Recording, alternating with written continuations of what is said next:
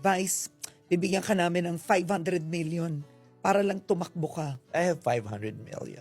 Nilinaw ni Vice na hindi niya kailangan ang pera ng mga political strategists o campaign donors dahil sapat ang kaniyang yaman mula sa kaniyang pinagtrabahuan sa showbiz. Inamin ni Vice na marami ang lumalapit sa kaniya para patakbuhin siya, ngunit palagi niya itong tinatanggihan. Hindi raw ito gusto ng puso niya dahil masaya na siya sa pagiging entertainer. May patama rin si Vice sa mga kasalukuyang opisyal.